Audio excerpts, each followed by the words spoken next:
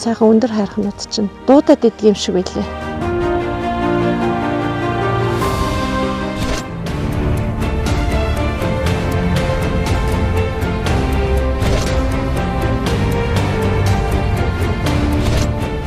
Өглөө сайхан байцсан би.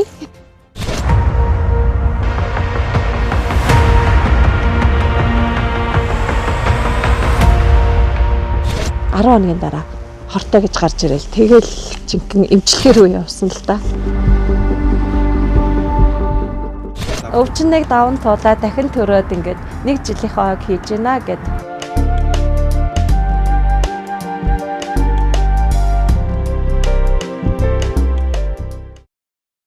Ер нь Завхан аймгийн Улаастай хотод төрж өссөн. Яг айлын 4 дахь хүүхэд. 2 ах, 1 эгчтэй, 1 дүүтэй.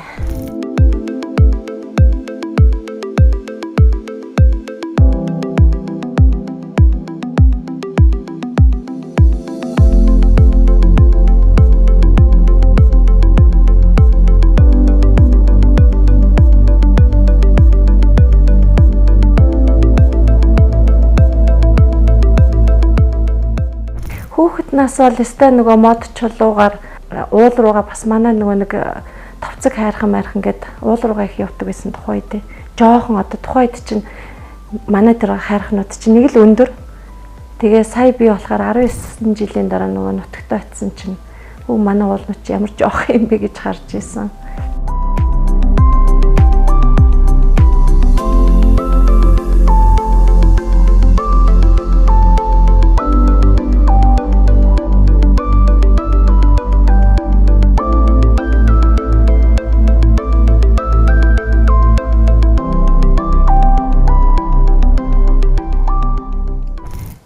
Яг нөгөө 10 жилдээ байхдаа волейболын спортоор хичээллээд эхлээ сакс руу орсон. Тэгсэн чинь манай саксны багш 3 сарын дараа өвдөд алга болсон. Хизээ ирэх нь мэддэггүй. Тэгээ зааланд очиод суугаа байжсэн чинь манай волейболын Санжаасрын багш гарч ирээд одоо нөгөө сурын спортын гавьяат байхгүй юу? Санжаасрын багш маань тийм зааланд нөгөө намайг бас сакс тоглож хат харж л байсан юм бэл. Тэгээ намайг тийм нөгөө багш байхгүй нөгөө ингээд багшигаа одоо хизээ ирэхийг мэдэхгүй суужсэн чинь намайг волейболынхаа секцэнд авч ирсэн. Тэгээ нөгөө волейболынхаа секцэнд орчоод нөгөө дараагийн юунд нь эренгүүт манай багшийн шавнар аль хэзээ 1 жил болчихсон хүүхдүүд байсан байхгүй. Тэгээд би болохоор нөгөө волейбол саксыг нөгөө шороон дээр тоглож өссөн. Нөгөө халтаагаал намайг эмхтэй хөвтөж ямар муухай халтар, ямар муухай хувц нь урагдцсан байдгийг ингээл манай багш багангийн багш тэгээ загинжсэн одоо би л дээ зөндөө олон. Тэгэл цүнх нь урагдцсан, хувц нь урагдцсан. Тэгээ уул нэг хөөрхөн охин баг шиг байхын тэгээд ямар амар муухай ирдэг ингээл тэгдэг байсан байхгүй. Тэг яг нөгөө эрэгтэй хөлтөтэй зодтолддог, цүнхэн дээрээ гулсаа явцдаг, гулгадаг гээл ерөөсөө тийм нөгөө дээр үе хөлт чинь тийм л байсан. Тийм л өссөн л дөө.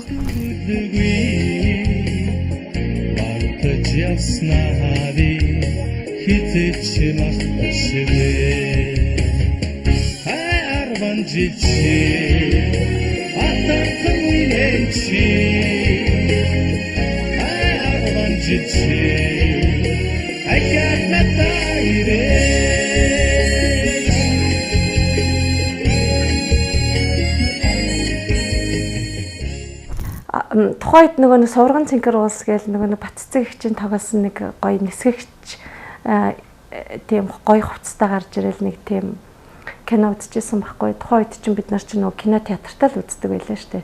Байлдаж ороод очрлож ороод үздэг тийм хүүхд тахын цаг үе байсан. Тэгээд тухайд Батцэг ихчийн тэр киног үзчихэд за би нисгэж болно гэдэг чийсэн. Тэгээ яг нисгэж болохын тулд нэг 2 юм байдаг юм байна гэж судлаа мэдсэн. Одоо хинээс ч мэдсэн би сайн мэдэхгүй байна. Тэгээ бас гүр архиж байгаа бас нөгөө сансарт ниссэн гэд тэрийг бас их шүтдэг байсан, биширдэг, бахархдаг байсан. Гэх мэтлэн энэ хоёроос улбалаад би өөрөө нисгэж болно гэж боддог байсан. Тэгээ хинээс сонссон мэдгүй би тэгээд нөгөө математиктаа сайн байх хэвээр, биеийн тамиртаа сайн байх хэвээр. Тэгээд ингээ эргэлдүүлэхэд ерөөсөө ундаггүй. Яг ингээд нөгөө буцаад нөгөө зогсож явах хэвээр гэд би нөгөө нэг Монгол 10 бүжгийг сурцсан байсан. Монгол 10 бүжгээрээ би өстө ангийнхаа нэг охинтой ингээл баг 10-20 минут эргэлтэхэд бас ингээд зогсож явах хэрэгтэй гэд хинээс сурсан мэдгүй тэгээд айгүй тэр дасгалыг их хийдэг байсан. Тэгээ багаасаа нөгөө нэг теннис, волейбол, сакс гэж сурсан болохоор спортороо би бол болох юм байна гэж бодож исэн. Тэгээ математикийн нөгөө гүнзгийр улсын ангид явж исэн би. За тоондоо сайн байх хэрэгтэй. Тэгээд тухайн үед 10 төгсгöd мэдээч тийм нөгөө юу мэрэгжлийн тийм анги ирээгүй. Дэрвэн бодлороо л тэгэл яваал өнгөрсөн. Тэгэл хотод ирсэн чинь нэг цагдаа магдаа хувцастай тийм одоо нисэгч хувцас чинь тухайд гоё санагдчихсан. Цагдаа тий цагдаагийн дүрмт хувцас ямар гоё юм бэ гэж боддог байсан. Хотод ирээ техникийн сургууль яг нөгөө юугаа нөгөө элстэй ерөнхий шалгалтынхаа оноо моноог үзүүлээд ингээ орох болж байгаа штэ. Тэгсэн чи геологийн анги, барилгын анги хоёрыг чи аль нэгийг сонгосон баг. Тэгсэн чи манай ах тэгсэн за геологийн ангид ороод миний дөө аавын дүү хотод байсан байхгүй. Тэгээд миний дүү орвол ах шигээл нөгөө нэг өвлийн 3 сар л гэртээ бос өдөр чи дандаа хөдөө явна. Барилгын ангид бас хэцүүлдэ. Тэгтээ миний дүү барилга бас нэг гэрээсээ чинь хол явчихгүй байх л та. Барилга дээр зогсож л байх гэд. Тэгээ би бодож ирсэн за барилгын анги авчиг нөгөө нэг одоо цэргийн хувцас гоё гэдэг шиг каск гоё юм шиг санагдал тэгэл орчихгүй. Төгсөөд би инээдтэй за завхандаа очиод ажилд орчие. Хотод бас хэцүү юм байна гэдгсэн чинь манай дүү яг зөрж оюутан болж ирээд манай дүү чинь нөгөө хөгжлийн бэрхшээлтэй болохоор заавал би нөгөө дүүгийнхээ ажилд байхгүй болохгүй. За тэгээ яадаг юм блэ гэж сонголт олж чаддгүй. Яг намайг төгсчих та аав нь асуурсан. Тэгээ яг нөгөө нэг диплом хамгаалтан дээр яг ирээл аавгаа оршуулчаал ирээл диплом хамгаалтаа хийжсэн.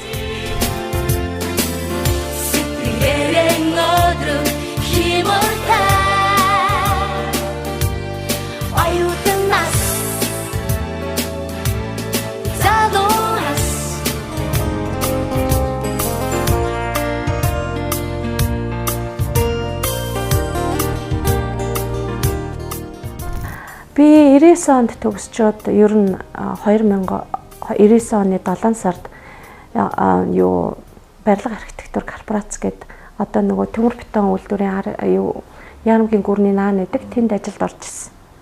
Маш их сургуулийн өргөтгөлийн барилгуудыг хийсэн автокад дээр. Тэгээд тухайн үед нөгөө автокад сурсан бас цөөхөн инженеруудын нэг байсан юм билээ. Өөрөө ч мэдээгүй л дээ. Одоо энэ сургуулийн өргөтгөлийн барилгууд чинь нэлээд дээр үед хийгдсэн боловч тухайн үед нөгөө засаг төр солигдоод хийхдэггүй байж ерөнхийдөө сүүлийн хэдэн жил баригдаад шүү дээ өргөтгөл хийгдэл. Тэр нь их гоё үдийн харахад.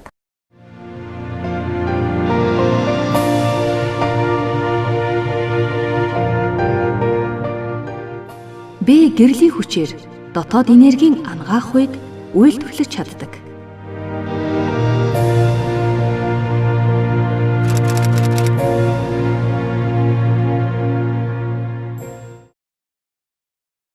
Хар багасаа л нөгөө нэг ууланд тоглож мод чулуугаар өссөн болооч тэр юм уу хүнийг нөгөө уулс дууддаг гэдэг хүн болго яриад идэгэл да. Тухайд би бол тэгж бодоогүй. Зүгээр яг өөрийнхөө харшил одоо нөгөө нэг бас нэг тал тавьсан энэ минийг тал тавьсан гэдэг нь жоохон бас өвдсөн байсан. Нэг тал маань ингээд сул болцсон. Тэр мэрийгээ даван туулах гэж ерөнхийдөө алхаж гүйж явсараа сүүлдээ уулын гүйлт рүү ороод тэгээд найз нөхдөдөө дараа нь уул руу алхахдаг болоод тэгээд ер нь ууланд орсон.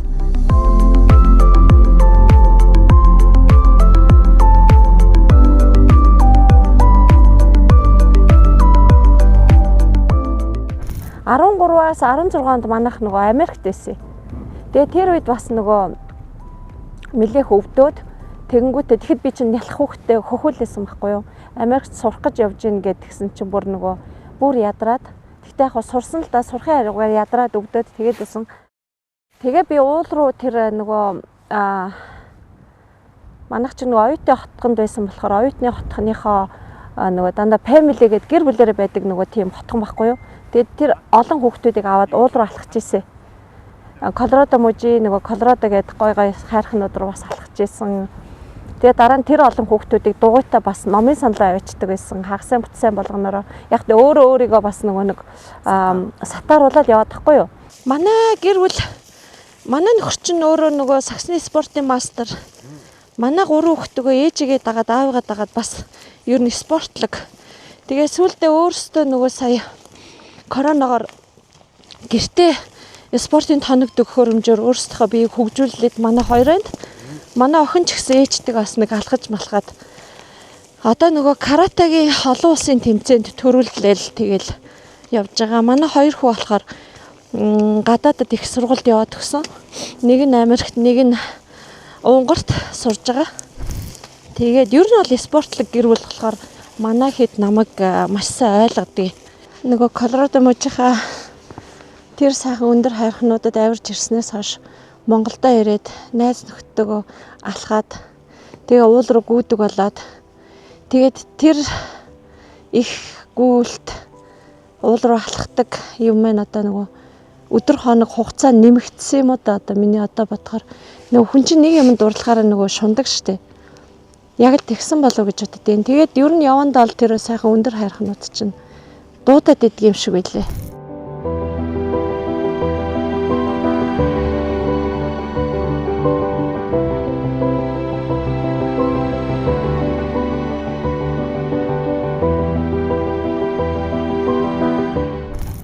онд ирчээд би нөгөө 10 жилийнхаа хідэн охтуудтай алхсан. Тэгээ манай хэд нэг их тэгж алхаагүй тэгээ явчихгүй юу. Тэгээ би болохоор нөгөө нэг тухайн үедээ нөгөө маш их ерөөсөө уулруул бол гүүчмэр санагдаад идэг тийм нэг эрч хүчтэй байсан. Тэгээл ерөөсөө нөгөө гүүмэр санагдаад голдуу ганцаараа гүүн яг хаяа найз нөхдөдөө инээж ханиаж явна. Тэгээл явж итэл нөгөө би чинь өөрийн гэсэн дагагчтай болоод ирэхгүй юу. Одоо гүйлтийн дагагч, уулын алхалтын дагагч, дугуйн дагагч гэл болоод ирсэн лээ. Дандаа би нөгөө өглөө алган сайн байна уу гэж мэдлээл дандаа нөгөө уул усны гой зураг тавиал, гүйлтийн зураг тавиал, алхалтын зураг тавихаар намайг дагсан хүмүүс их байсан байхгүй юу. Хүрээлээ бүрдүүлсэн. Тэгээ явсаар байгаад ерөнхийдөө одоо нөгөө нэг цэгц уулын клуб гэд тийм клубтэй дандаа залуучуудтай байхгүй манайхан 20-оос 30 насныхан ихтэй. Тэгээд тэд нартайгаа одоо тэд нартай нөгөө нэг туршлагаа хуваалцах маягаар тэгээд тэд нартай бас нэг би тусдын болох болов гэсэн үүднээс тэгээд ер нь тийм залуусын клубтэй. Ганган магчийн хилдэг штэ нөгөө үзэгчгүй спорт гэд ер нь үзэгчгүй мөртлөө маш хүнд тэр их хүнд дэсвэр төвчээр сэтгэлийн тэнхээ гэд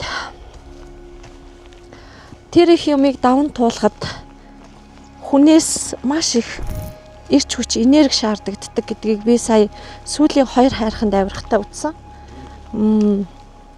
Эхний 21 оны тэр 7134 Ленэ оргилд гарч хахад бас мэдрэг үйсэн юм бэлээ. Дараа нь Лачаа оргилд гарахад хүртэл бас за дэсвэр төвчээр ордгийм байна. Ямар ч л гэсэн би тийшээ явахдаа нөгөө тэр чинь Эверестэд багаараа гисэн байсан болохоор 4 сар нөгөө нэг уулын эрсдэл тэр ангал тэр юу гэдгийг бүгдийг би 4 сар үзсэн. Зурагтаар YouTube-с бүгдийг түүж үзэл.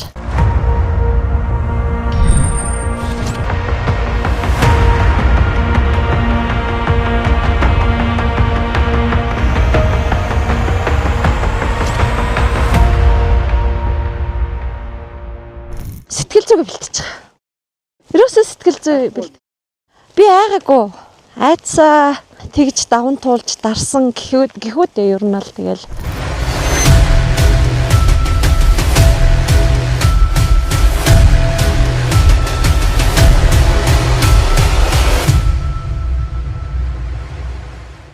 Хамгийн анх Ленэ оргил 7134 Памир улс тухайн үед нэлээх бас хувцсан муу явсан билээ. Тэгээд би дараа нөгөө бид нар чинь Ленэ оргилдоо оргилтчоод дараа нь хан тэнгэрт гарах гэсэн чинь тэр их шуурга, тэр их тийм хүчтэй салхинд миний хувцас бол юу ч юм байна гэдгийг би мэдэрсэн.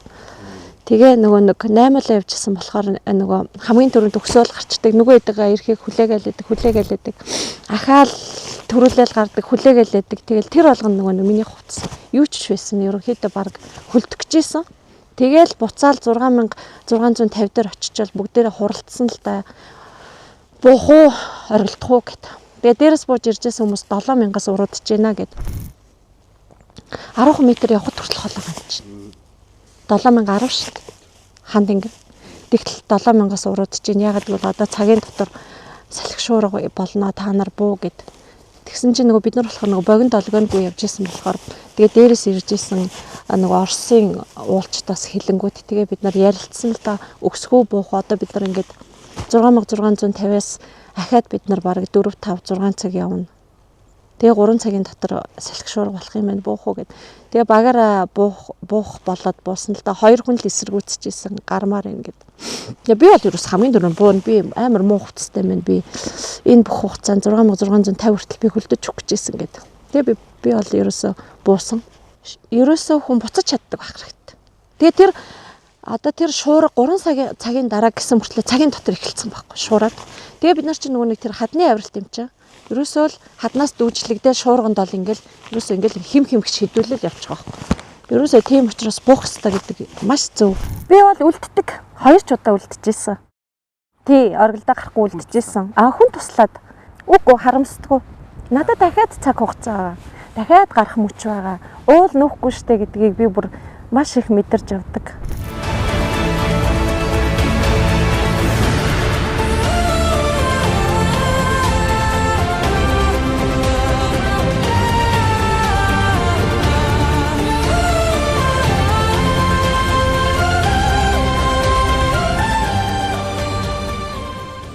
Лацаа оргилд болохоор нөгөө Бамбиах гээд ах нөгөө нэг Эверест хийчихэд шууд лацаа руу гарцсан.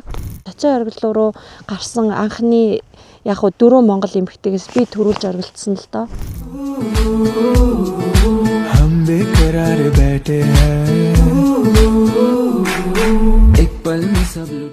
Гайхамшиг бүтээхийг би өөрөө л хийх ёстой.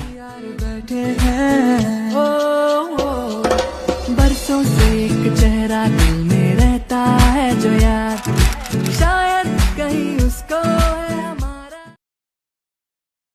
8516 метр тий. Дэлхийн 4 дахь дээвэр оргил тий. 23 онд Лацаа оргилд оргилдлоо штэ. Яг тэгэл бууж ирчээл би Манслаа оргилгээ ярьж исэн баг. Өөрөө бүр тэгээд тэмдэглэл дээр ч бас бичсэн байдгийм билээ. Тэгээд яг тэр Лацаа оргил гарсны дараа Манслаа оргил намайг дуудсан болов гэж бодсон.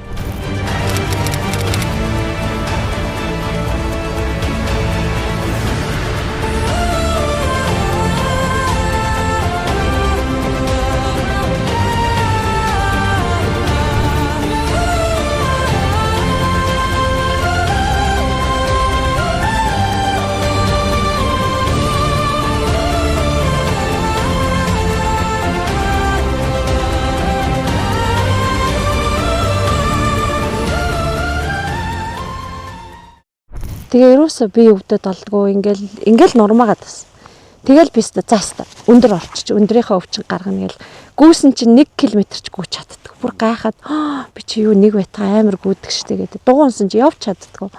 Тэгээ би мэдхгүй бас завхныхаа 100 жилд оролцоод нөгөө нэг Лацаа оргилд гарсан туг могоо өгөөд зурагтаагаа өгөөд засаг дарахтайгаа танилцчаа. Тэгээд ирсэн л дээ мэдээж миний юм бол музейд байгаах гэж бодож байна.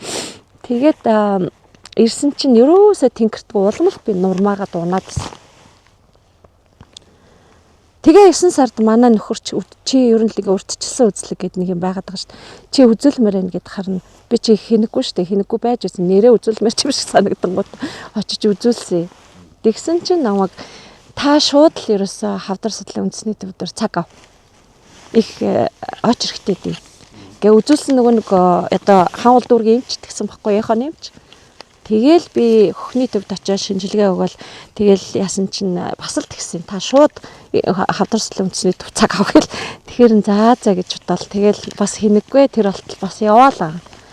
Тамир тэнхээгүй ч гэсэн. Тэгсэн чи харин 10 хоногийн дараа хортой гэж гарч ирээл. Тэгэл жинхэнэ эмчилгээ рүү явсан л та.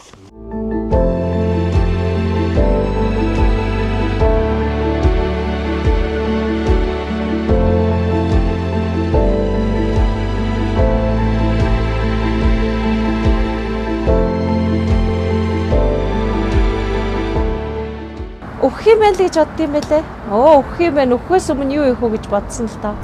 Тухайд мэдээж яг ихнийхээ сонсон өдрөө уйлсан, нэлээх уйлсан, гэртээ яаж хэлэх үү гэж хайртай хүмүүстэй яаж хэлэх үү гэж боддгийм юм байлээ. Гэр бүлийнхэнтэй яг тэр үед нь хэлээгүй. нэг 7 хонсон 10 хонсон яаж хэлэх учраа олдгүй юм бэ. Шаналаад яваад. Гэхдээ би энэ арга хэмжээ аавна. Эсвэл ерөөсөө өгцөн ч яах вэ дээ. Гэл ер нь тэгээ нэг бодлын хэцүү, нэг бодлын цайрчмаарч юм шиг, нэг бодлын хайртай хүмүүстэй яаж хэлэх вэ гэл хамгийн гол нь энэ л эс. Хүнд асуудал нь энэ л эс. Хэлээл уйлцаа.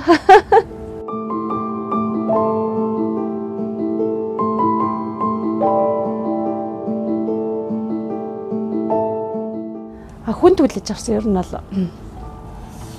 яг хүүхдүүд маань хэдэн сар дуурхайчт юм бэл.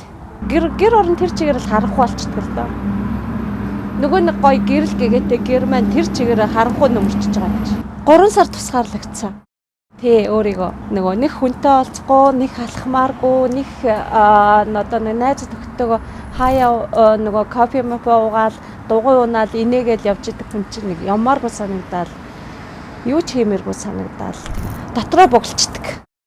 Тэгээд дотроо бугалахын хамгийн гол муухай юм нь өөрийгөө болон өрөөлийг зовоодаг. Тийм учраас ерөөсөө хин нэгэндээ хилээд цайраад тэгээд эрхчлөөтэй байж ээж ер нь энэ хор тавдрыг эдгэх юм бэлээ. Гол юм маань нөгөө нэг 3 сар нуусан юм маань найз нөхдөөсөө нийгмээс тусгаарлаад нуугаад тэгээд 3 сарын дараа намайг нэг нэвтрүүлэгт урьсан. Та ийм би яг хуу таныг хавдар судлалын үндэсний төвөөс мэдлээ л дээ. Тэгээд нөгөө нэлээх ийм хүчтэй ийм уул хатаар явсан хүн маань ингээд өвдчгөөр бас таны түүхийг сонирн байж магадгүй гэд надад нэвтрүүлэгт урьсан. 1 сар дүрээд ороогүй.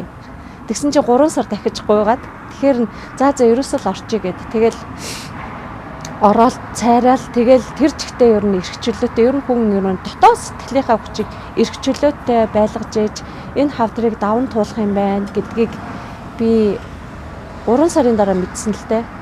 Хамгийн сүүлд 12 сарын 21-нд хагалгаанд ороод тэрнээс хойш ахаад 3 сар өөрийгөө бугалцсан байгаа юм чи. Тэгээ 3 сар тэр нэвтрүүлэгт ороод эрхчлөөтэй болсон. Амар ядардаг. Одоо нэг хими эмчилгээг 14-16 цаг хийлгээл гарч ирээл явчихдаг.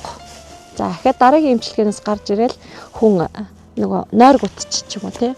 За дараагийн эмчилгээнээс гарч ирээл гээл ерөөсөө нөгөө нэг ингээл эмчилгээ болгоны дараа нэг тийм өөр нөгөө бид нарт нөгөө урвал өгдөг юм уу яадгийн хүний бие айгүйх өвддөг. Тэр олон хүнд эмчилгээ хийж явах үедээ би ерөөсөө даван туулах хэрэгтэй юм байна. Яг хор тавдрыг даван туулагч нар гэвэдэг штэ. Тэгээд даван туулах гэдэг үгийг би яг тэр эмчилгээ хийж байхдаа ойлгосон. Ерөөсөө л даван туулах хэрэгтэй юм байна. Даван туулагч гэдэг чинь энэ нэг эмчилгээг давж байгаа, хоёр эмчилгээ ингээд нэг одоо хичнээнч эмчилгээ хийлгэн, хичнээнч туяа хийлгэн тэрнийхээ ард даван туулж гарахыг хэлдэг юм байл.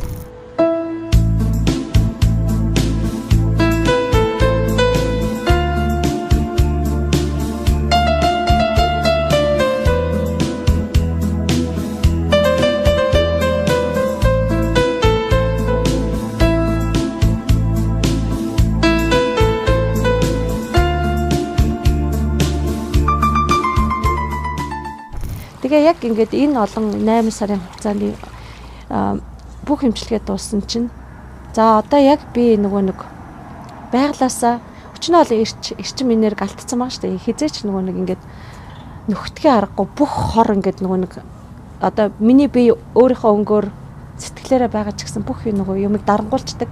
Эс одоо миний тарих талгаа бүх юмыг дарангуулцдаг. Сүүлдээ баг нөгөө юм ойлгохгүй, хүн танихгүй, хараа муудах гэдэг бүх юм ингээ явагдаад ирдэг. Тэгээд тэр болгоныг нөгөө даван туулж явсаар хагаад яг эмчилгээ дуусан гутал за стаж ингээ одоо би байглаасаа энерги авна гэд байршлаа өөрчлөөд явсан. Тэр үе маань бас нөгөө нэг эрүүлчих тийм даван туулах үе яваад ирж байгаа байхгүй. Миний нэг хэлдэг би эмнэлгийнхаа докторийн ажлыг дууссан. Одоо би амьдралын докторийн ажил гарлаа гэж явцсан байхгүй. Тэгээ энэ их маш зүг байсан. Аавынхаа нутгаар аялаад бас нууранд сэлээд тэгээд ер нь их жоохон танхаа байсан л да. Тэгээд 4000-тай 3 хайрханд бас бараалхаад. Тэгээд тэр болгонд л их байгальтайгаа яриад байсан л да. За би ямар ч л ихсэн амжилттай манслууд оргилдно гэд. Тэгээд тэр болгоныхаа юунд дандаа нөгөө өргөжсэн л да байгальд ирэхэд тэгээ харьцаад яриад намайг амжилттай оргилдуулаач. Намайг бүрэн эдгээгээч надад ирч хүч өгөөч гэд. Тэгээ яг үнийг хэлэхэд тэр нэг аавынхаа нутгийн уул хайрханаар явхад би эдгэрсэн л те. Бүрэн эдгэрсэн. Тэгээд одоо би Манслуу гэж хайрханд очиод өөрийгөө эдгэрсэн гэж тамгална. Ирүүлцгэн гэж нэр аавна гэд бас өөрийгөө яг тэр хугацаанд бас ирүүлцгэн гэж нэрлэлсэн байгаамаа би өөрийгөө.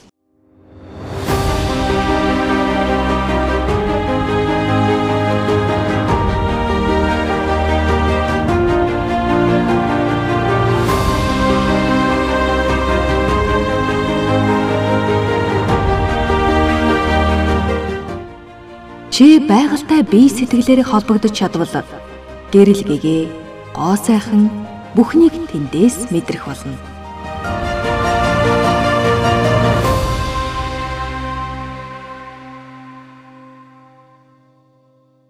Хавдрын онс сонсохоос өмнө 1 сарын өмнө тэр Сингапур нь уулчин залуу над руу нөгөө мессеж бичсэн байсан л да. Манслуу оргилыч нөгөө нэг хамтдаа даруулсан зураг мургаа над руу явуулаад надтай бас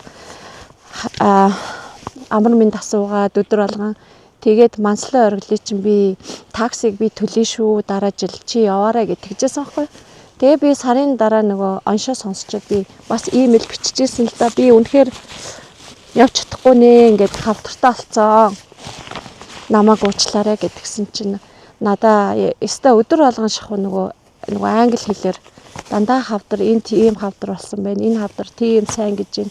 Энэ жимс сайн гэж байна гэл хөөхөн уйггүй нөгөө хүн чанартай юм болов уу гэж би бодсон. Тэгээ өөрөө болохоор зөндөө олон Непал хүүхдүүдэд сургуульд хандив өгч тусалдаг хүн байлээ л дээ. Тэгээ над руу хүртэл хөөхөн тэгээд цаг заваа гарангуудаа л хөөхөн тийм хавдрын тухай эдгэрсэн тухай ч юм уу те гоё линк явуулдаг. Тэрийг би уншдаг. Тэгээд заримдаа нөгөө яг эмчилгээний үеэр бол тэр болгон компьютероос би хол байсан болохоор бас уншиж чадаагүй л дээ. Тэгээ хавар болоод ирсэн чи яг 4 сард надаа Манслуу оргилийн таксиг явуулсан. Тэгэхээр би явж чадахгүй штэ гэдгсэн чи хамаагүй нэгэнт би амлцсан болохоор одоо нөгөө хавдрынхаа эмчилгээнд зарцуулаарай гэдэг өгсөн. Монгол мөнгөөр 40 сая төгрөг л дөө. Тэгээ би гайхсан л да яг үнийг хэлэхэд. Тэнгүүтээ би нөгөө зориг ороод үгүй би өстэй энэ мөнгөөр хүний өгсөн мөнгөөр яг л Манслуу гэд би өөрөө дуудаад байсан. Манслуу оргил дуудаад байгаа юм чи ер нь явъя гэж бодоод. Тэгээд 40 сая төгрөгөө яг Манслуу зарцуулна гэл тэгэл эдгэрчээл бэлтгэлээ хийндэ гэл бодсоор яг л бүгдийг хийгээл 2 сарын дараа 7 сард миний эмчилгээ тас. Яг явах болоод жоохон бас мөнгө тутаал хандив цуглуулаад тэгэл бас сайн яжгаар сар ихтэй байсан л да. Ер нь яг нөгөө чиний мөнгийг өсгөөд өгье надаа мөнгө ороод ирэнгүүт мэдчихэнгүүтээ мөнгө чи өсгөж өгье гэж аваад бас алдцсан. Тэр жоохон нөгөө сайн яжгаар сар нөгөө нэг яг хөө тийм байдаг л да. Ер нь л тэгэл өнөөдрийг болтол амьдрал туулаад явж хахад сайн яжгаар сар их байдаг. Тий. Амар бас сэтгэлийн тэнхээтэй. Тэгтээ бас нөгөө бас за хайрхан минь яадаг үлээ. Манслуу хайрхан гэж ямар байна гэл би бас судалдаг л да. Их судал замаа судалж их нөгөө марпанд оролцож гүйдэг байсных бас уулаа их судална. Тэгэд одоо дотороо төсөөлдөг. Миний нэг гоё юм бас төсөөлдөг байхгүй. Замаа хардаг, төсөөлдөг, хүчээ хуваарилдаг. Тэр маань намайг ер нь бас бүх юмнаас авардаг юм болоо гэж. Гарсан.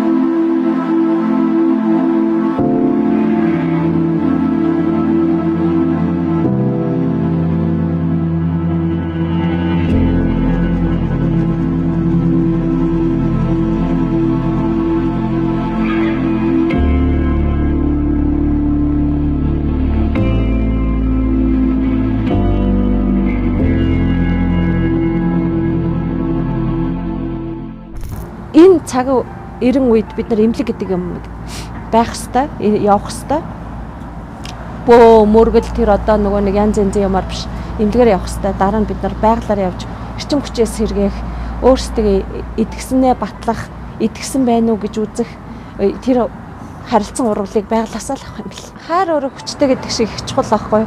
Тэгээ яг нөгөө нэг нөхөр маань дууга хураана, хүүхдүүд дууга хураана гэдэг чинь хүнд байхгүй.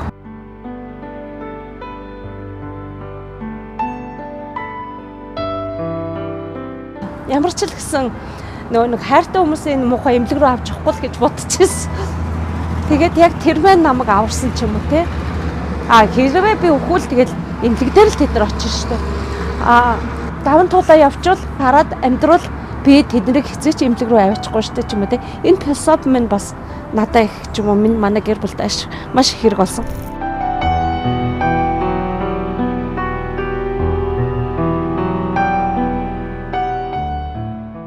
Манай дүү нөгөө хөгжлийн бэрхшээлтэй гэж хэлсэн шүү дээ. 4 настай байхдаа манай дүү нөгөө полимелит өвчин тусаад тэгээд тэр чигтээ сумгаалцсан байхгүй. Буруу эмчилгээгээ сумгаалцсан л доо. Тэгээд дүүгээ нөгөө нэг хайртай. Би ч одоо дүүгээ нөгөө миний хүүхэд гэж боддог байхгүй.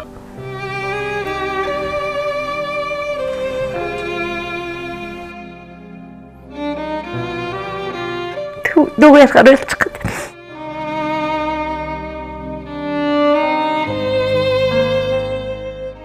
дүүгээс ирж очив. Яг нөгөө нэг би ч 8 настай, манай 44 настай. Тэгээд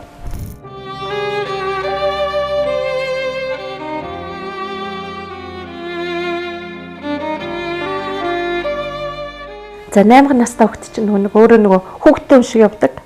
Байга нөгөө дүүгээ хардаг, харамлдаг. Тухайн нийгэм чинь тэгэл нөгөө хөгжлийн бэрхшээлтэй хүмүүсийг ад үздэг. Ойлгохгүй. Тэгээ манай дүүрэн мундаг л да. Онц сураал. Тэгэл маш их ном уншдаг, гэртээ үлддэг тийм хүүхдээсэн болохоор ном их уншдаг, хэлэмгийн доломгын тэгээд ухаантай. Тэгээд манай дүү чинь бас мундаг тэмцэгч. Тэгээд дүүгээсээ сурсан болоо гэж бод.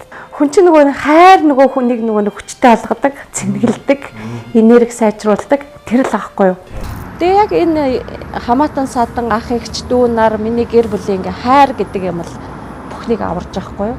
Эмчилгээ дуусаад бид нар чи нөгөө нэг ахаад нөгөө нэг маммограф, томограф гээл нөгөө нэг бүх шинжилгээгээ өгөөд одоо цусны шинжилгээнд дээр хүртэл янз бүрийн юм нэг эдис ирдсэн өссөн болсон нөгөө идэвхтэй тийм юм гараагүй. Эмчилгээ дуусны дараа сарын дараа ахаад шинжилгээ өгөөд бүх шинжилгээгээ өгөөд бүх нөгөө том үзлэгтэй оронгуудаа эмчим нар маань одоо ингээд сар болгон чи ирж үзүүлнэ. Хяналтанд байна.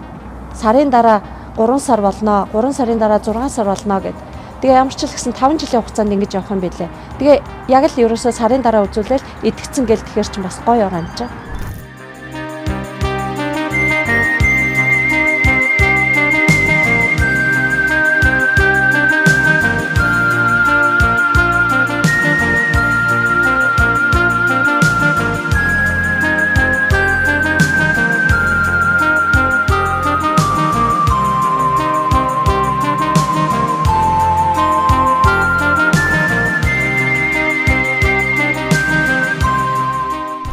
Үхлээ сайхан байсан би.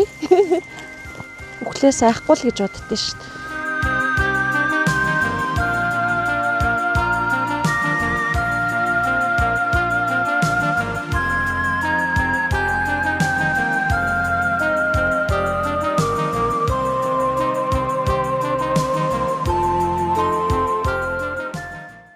Би манслын архан дээр нөгөө миний төрсөн өдрийн лаа нөгөө унтрахгүй асаад байсан 2хан нарийнхан лаа.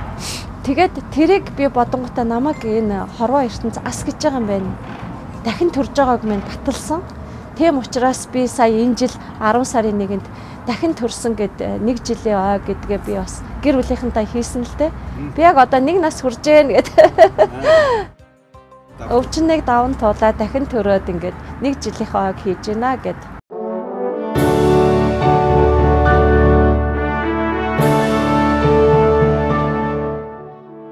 Надад инех мянган шалтгаан бий.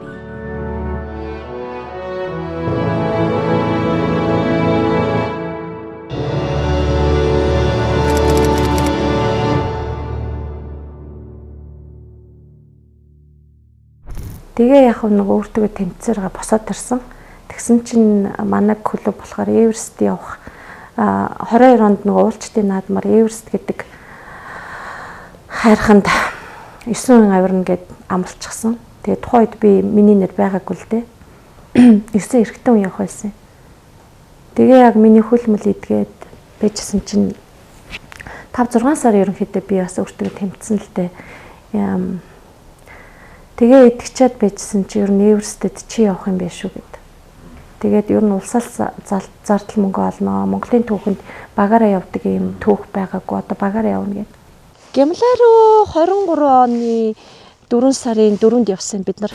Эверест бол нөгөө нэг одоо дэлхийн дээвэр үүнээс цааш зам үгүй гэдэг штэ тий. Тэгээд дэлхийн үүнээс цааш зам үгүй л байсан л да. Тэгээ уулчтын мөрөөдөл одоо зөндөө олон хүний мөрөөдөл бол Эверест. Бусад 8000-тай оргилуудад авирж үзээгүй ч хүмүүс шууд Эверест руу гардаг тийм байдаг байхгүй юу. Энэ бол заримдаа эрсдэлтэй, заримдаа гайгүй. Тэгээд ер нь бол манслууд надтай гарсан, оргилцсан бүсгүйчүүд, залуучууд Эверестэд сая гарч чадаагүй. Тэгээ ер нь л тэгээд хайрхан хүлээж авах хүнээ хүлээж авдаггүй гэд тийм л байт юм бэлээ. Хичнээн 8000-д гарцсан уулчтыг хүртэл заримдаа нөгөө чаддаггүй хүлээж авдаггүй ч юм уу тийм тохиолдол их гардаг. Би болохоор ерөөсөө л миний нэг ганц анхаардаг юм бол 2 өдрийн цонх хардаг. Одоо 18-нд цонх гарна гэвэл 14-нд заавал өсөж ихсэлдэг. 4 өдрийн өмнө ч юм уу 5 өдрийн өмнө ч юм уу эхэлт өсгөх. 4 кемптэй тий. Үнцэн хотг дээр бид нар чинь сар гарan байрладаг байхгүй юу? Өөргөө л ялна. Одоо би чинь нөгөө уралдаан тэмцээн бүх юмд орохоор би өөргөө л ялна гэж явдаг байсан болохоор өөргөө л ялдаг юм байна гэдгийг харсан. Оргил дараад өөргөө ялсан. Тэр байгаль энэ уул ус надтай яриад байгаа ч юм шиг тий. Миний нөгөө 6-8 дахь мэдрэхүй ажиллаад байгаа ч юм шиг. Тэгэл ер нь их байгалийн сайхныг тэн дээрс л харна да. Яг вэ өөрөөрөө л бахархдаг. Миний хувьд бол өөрөөрөө л бахархаал тэр нөгөө нэг хамт явж исэн найз нөхдөөрөө бас бахарх нь уулчт маань бие биендээ их гоё ирч хүч эерэг энерги өгнө. Бие биенээ тэрнэ чадсан штэ гэл орилолтоо л тэгэл компани маань хүртэл тэр давраас чадчихлаа гэж орилол. Би ч гэсэн тэр дээрээс нөгөө яриа гарч гисэн. Би чадцсан шүү гэл. Тэгэл дээр тэр ирч хүчний ундраг болсон бүх олон улсын уулчтай тэрвэрлдэл зураг мургаад аруулаад. Тэгэл ер нь гоё л доо. Ялангуяа 7000 8000-д хүмүүсийн ааш аран шиг мэдэгддэг. Тэрийг би өөрөө үзсэн. Сайн мэдэгддэг. Зарим нь бүр нарныхаа тосыг ч хуваахгүй шүү дээ. Бүр харамлаа цаашаа харчин зарим нь бүр хоолооч хуваадгүй. Цаашаа хараа суучин. Миний нэг гол чанар болохоор байгаль бүх юм хуваачдаг. Өөрөө байхгүй. Бараг гуц байхгүй хүртэл би бас тэр лацаа оргилд явж хахад гуцсан хүртэл өөр хүнд кемп дөр. Тэгээ удахгүй номон дээр ер нь яг бичсэн байгаа. Яг уу би Монгол орныхаа 4000-тай зөндөө хайрхнуудаар явсан тэрнийхээ өдрийн тэмдэглэл байтугай би зөндөө биччихсэн байхгүй юу. Тэгээд 7000-ийнхаа бас өдрийн тэмдэглэл байдгийг 8000-д явсан өдрийн тэмдэглэлгээд тэр мэрийгээ бүгдийг бас ингээд нэгтгэж байгаа гоё ном гаргаж байгаа. Тэгээд тэн дээр бол ер нь тэгээ хүмүүсийн ааш араншин уул гэдэг юм байна бас. Аашаа үзүүлнэ штэ ер нь бол тийм бас л залбирч мөргөл явахгүй бол ер нь уулаас аашаа үзүүл. Уулчтын хөрх оргилдоо хүрсэн юм чинь би дараагийнхаа уулчингл бэлтгэмээр байна гэж бодсон. Тэгжил ирсэн. Нутагтаа Эверестэс. Одоо би нөгөө хавдартай ахта лацаа оргилд гарцсан мдээгүй. Хавдраад ялан дийлчээд 2 сарын дараа манслын оргилд гараад би өөрийгөө эрүүлзгэн гэж нэрлээд ирлээ.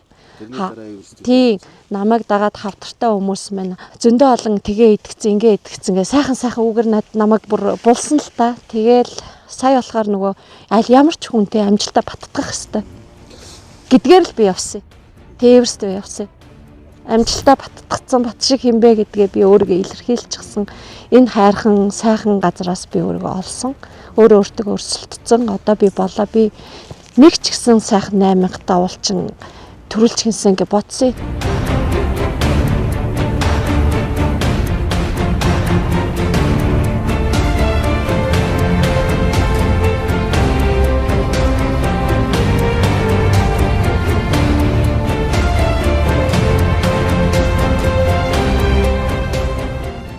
энерги түгэж зөв хамт олныг бий болгочих гэдэг рүүгээ чиглэл явна. Тэгээд одоо зөв 8000 уулчин төрүүлчих тэр мундаг хүүхдүүдийг одоо миний нас дээр битээ өвдөөсөө тий.